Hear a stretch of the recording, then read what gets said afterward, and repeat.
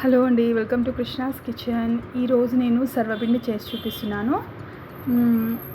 నేను ఎలా రొటీన్గా మా ఇంట్లో ఎలా చేస్తానో అలా ఈజీగా చేసి చూపిస్తున్నాను. మా ఇంట్లో వాళ్ళకి చాలా ఇష్టము ఈ సర్వపిండి. ఇన్స్టెంట్గా ఈజీగా చేసుకోవచ్చు. మార్నింగ్ చాయ్ టైంలో తినొచ్చు, ఈవినింగ్ స్నాక్స్లా కూడా తినొచ్చు. చాలా బాగుంటుంది. మీరు ఒకసారి ట్రై చేయండి.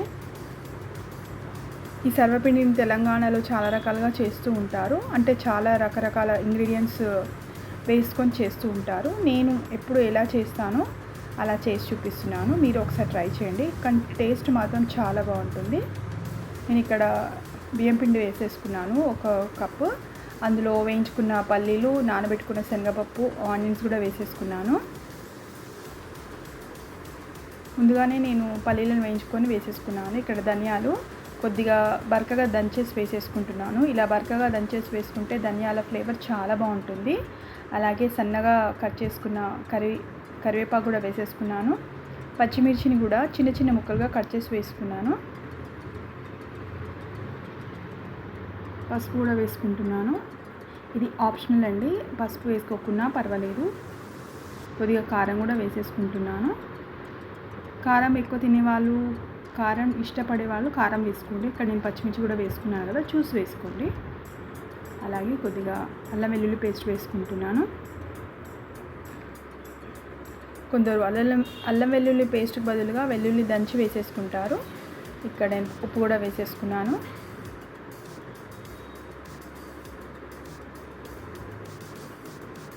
ఇలా ముందుగానే ఒకసారి కలిపేసుకోవాలి, వాటర్ లేకుండా.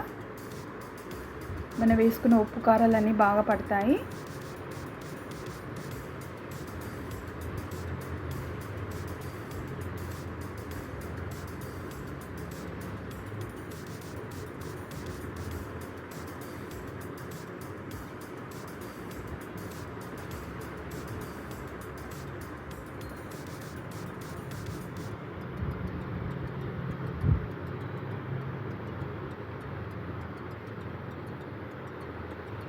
అప్పుడప్పుడు స్నాక్స్ లేనప్పుడు ఇంట్లో ఇలా టీతో సర్వ్ చేసుకోవచ్చు ఈ సర్వపిండిని.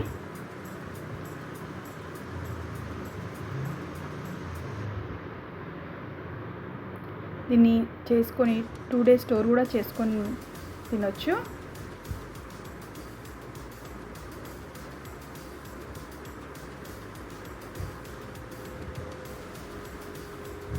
వాటర్ చూసుకొని ఒక ముద్దలాగా కలుపుకోవాలి.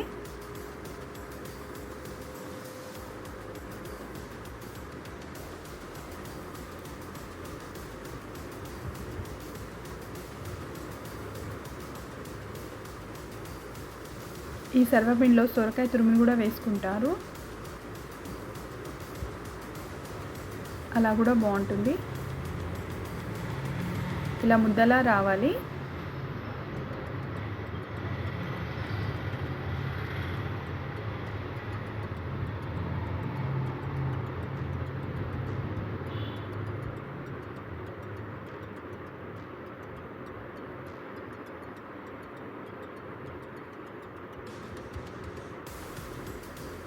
ఇక్కడ నేను ఒక కడాయి తీసేసుకున్నాను. ఈ కడాయికి కొద్దిగా ఆయిల్ని అప్లై చేసుకుంటాను. పూర్తిగా రాసేసుకోవాలి ఆ కడాయికి. అంటే మనం ఏది తీసుకుంటే అది సర్వపిండి వత్తుకోవడానికి. ఇలా ముందుగానే ఆయిల్ రాసుకుంటే కింద అడుగంటదు, అలాగే తీసేటప్పుడు ఈజీగా వచ్చేస్తుంది. ఇలా ముందుగా ఆయిల్ని అప్లై చేసేసుకొని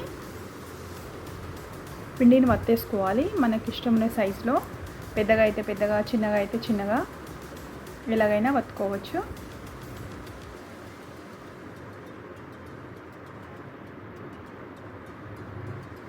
నేను మీడియం సైజులో వత్తుకుంటున్నాను. పిండిని తీసుకొని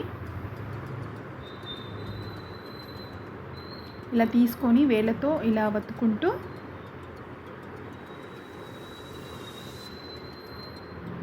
కొద్దిగా లావుగానే వత్తుకోవాలి.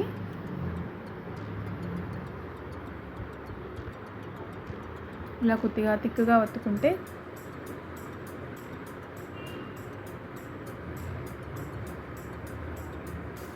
రైస్ ఫ్లోర్ కదా, కొద్దిగా తిక్కుగానే వత్తుకుంటే బాగుంటుంది.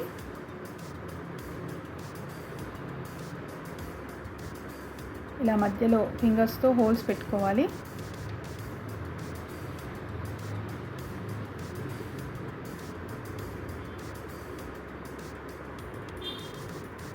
కొద్దిగా ఈ హోల్స్లో కొద్దిగా ఆయిల్ వేసుకుంటున్నాను. అంటే ఈ సర్వపిండి ఫైన్గా కుక్ అవుతుంది. అలాగే సైడ్ కూడా కొద్దిగా ఆయిల్ వేసేసుకోవాలి.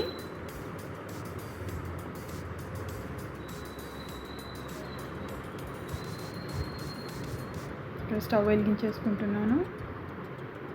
ఫ్లేమ్ మీడియంలో ఒక 5 మినిట్స్ పెట్టుకోవాలి. పెట్టుకొని కుక్ చేసుకోవాలి. మధ్య మధ్యలో ఒకసారి మూత తీస్తూ చూస్తూ ఉండాలి.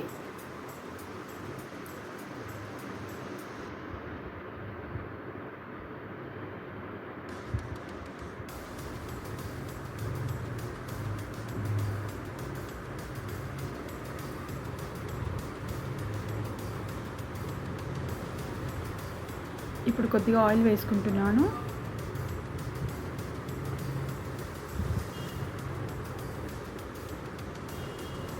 ఈ సర్వపిండి కుక్ కావడానికి 5 to 10 మినిట్స్ అవుతుంది. మీడియం టు లో ఫ్లేమ్లో కుక్ చేసుకోవాలి. అప్పుడే చక్కగా కుక్ అవుతుంది. ఇలా కొద్దిగా ఒకసారి మూత తీసి ఆయిల్ వేసేసుకున్నాను.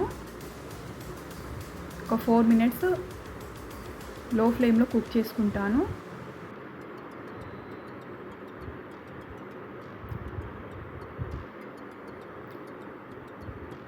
చూడండి, కడాయిని వదిలేసింది సర్వపిండి. ఇలా టర్న్ చేసుకోవాలి. ఒకవేళ టర్న్ చేసుకోకపోయినా పర్లేదు, ఒకటే సైడు కాల్చేసి తినేయచ్చు. అలా కూడా బాగుంటుంది, కొద్దిగా మెత్తగా. నేను ఇక్కడ రెండో వైపు కూడా కాల్చుకున్నాను, క్రిస్పీగా వస్తుందని. మీరు ఒకసారి ట్రై చేయండి సర్వపిండిని.